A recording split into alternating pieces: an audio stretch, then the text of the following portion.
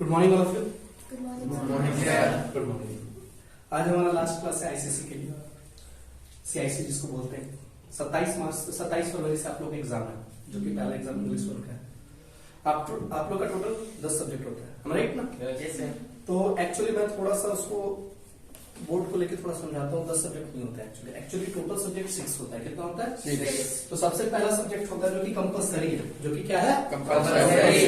वो है इंग्लिश 1 और इंग्लिश 2, जो कि कंबाइन होके 200 होता है, मगर ये कटिट होके 100 मार्क्स हो जाता है। याद रहेगा सबको? Yes sir. और ये कंपल्सरी सब्जेक्ट है, इसको आप हटा नहीं सकते, इसको आपको रखना ही पड़ेगा। तो ऐसे भी इंग्लिश तो हमको लगता है सारे लोग का अच्छा ही होता है। तो इंग्लिश हो गया। दूसरा सब्जेक्ट होता है हिंदी।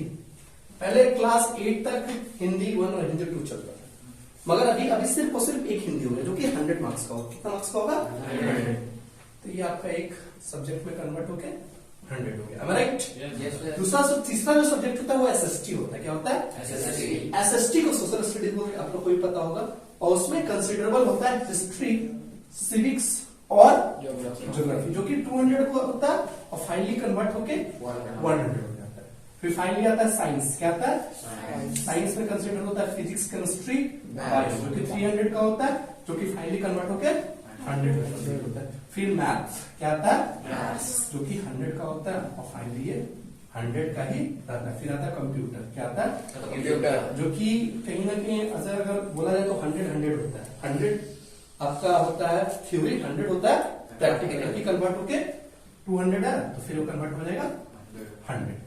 तो ये आपका 6 सब्जेक्ट हो गया, जिसमें आज का प्रणाली चल रहा है कि आप 5 ही सब्जेक्ट भी रखिएगा तो मैनेज बनेगा।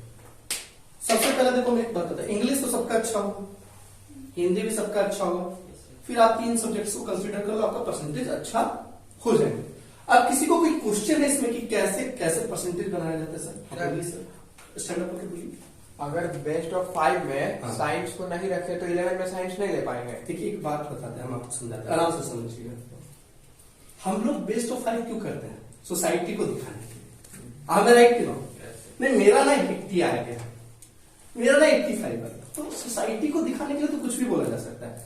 मगर आप भी जानते हैं कि हम जा रहे हैं ट्रेन से और हम बोलेंगे बोगी ही ना रहे, तो साइंस लेने के लिए बोगी हो गया।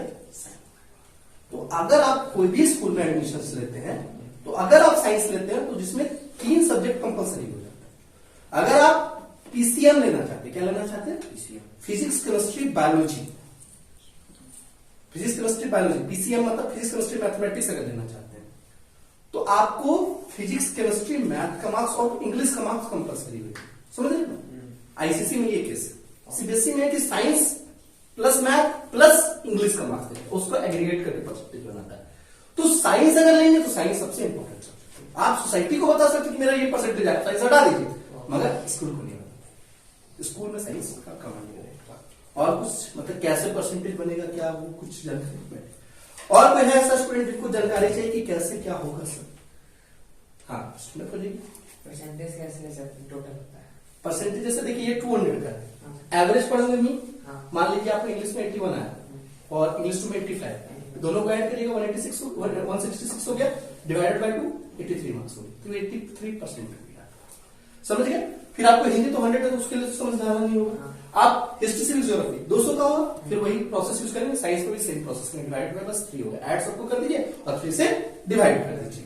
चौथा आपका मैथ तो 100 का 100, कंप्यूटर 200, प्रैक्टिकल आप समझ गए। आपके पास इतना पावर है, पूछिए कैसे?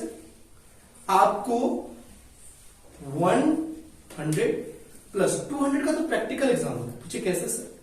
20 English, 20 Hindi, 20 SST, 20 science, 20 math और 100 कंप्यूटर। तो आप तो ऐसे भी किस पे चल गए? हेड ऑफ चल गए। अब हम क्यों बोल रहे हैं आपको समझ रहे कि 60-70 लाना तो कोई बड़ी चीज। प्रैक्टिकल कितना बेसिस पे? प्रैक्टिकल में सबको अच्छा मार्क्स मिलेगा, आप टेंशन वरी मत करिए। अच्छा, आपका घर वाला चाहेगा कि आप अच्छे नहीं बनेंगे? हाँ या ना में जवाब दीजिए। तो आपका स्कूल क्या है? घर ही है ना, परिवार ही है ना हम लोग, तो वो कभी बुरा नहीं चाहेगा, तो इसलिए निफिक्र रहिए। अब रहा बात एग्जाम को लेके कॉन्फिडेंट रहना। सबसे आसान क्या होता है? Board exam. बोर्ड एग्जाम एक ऐसा एग्जाम है जहां पे कोई out of the course syllabus नहीं आएगा। अगर आउट ऑफ द कोर्स आएगा तो आपको उसका मार्क्स मिलेगा और थोड़ा ऑप्शनल क्वेश्चन भी as compare to normal exam से ज्यादा रहता है। समझ रहे हो बात को? तो इसलिए टेंशन लेने का कोई बात है ही। पर आप भी एक बात जान लीजिए, बोर्ड एग्जाम का जो कॉपी चेकिंग होता है वो तुम्हारे कन्वीनियंस के अनुसार ही होता है। अगर आपने लिखा है तो बोर्ड एग्जामिनर जो होता है, जो कॉपी चेक करते हैं, वो चाहते हैं कि बच्चा को मार्क्स दे ही दे, हम वो आपको कोई दिक्कत नहीं देंगे। अच्छा, आप लोग को भरने में तो कोई दिक्कत नहीं होता कि बोर्ड एग्जाम का कॉपी को कैसे भरना है, वो तो आपको बहुत आसानी से होता है। आप देखिए, बोर्ड एग्जाम के लिए मेरा 3 आपको सजेशन है। आप पूछे उसमें से क्या क्या सजेशन है? सबसे पहला सजेशन है 2 घंटा का एग्जाम में 2 घंटा किसको देना है? किसको देना है? सिर्फ और सिर्फ अपने आप को देना है, जिसमें आपको 2 घंटा एग्जाम नहीं सोच के चलना है, आपको सोच के चलना है 1 घंटा 45 मिनट। कितना चलना है? 1 घंटा 45 मिनट। और 15 मिनट किसके लिए? अब पूछो क्यों? हम 80 में 80 बना के ला दिए, पता चला 5 क्वेश्चन में, तो ऐसा तो कोई फायदा नहीं। मैथ में 2.5 घंटा का एग्जाम है जिसमें 150 मिनट्स है, जिसमें आपको सिर्फ और सिर्फ 140 मिनट या 135 मिनट्स का ही वैल्यू रखना है। फ्री रहिए, बोर्ड एग्जाम को एंजॉय करिए।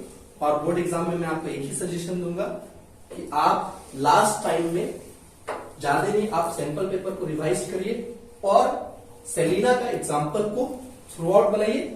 अगर आप मैथ पढ़ते हैं तो फिजिक्स में आप क्या कर सकते हैं कि लाइन बाय लाइन सेलिना के कॉन्सेप्ट को पढ़िए। बायोलॉजी में भी सेम काम करिए, केमिस्ट्री में भी सेम काम करिए। और आप वरीड मत होइए, आप लोग को लक का जरूरत नहीं पड़ेगा, हमको लगता है।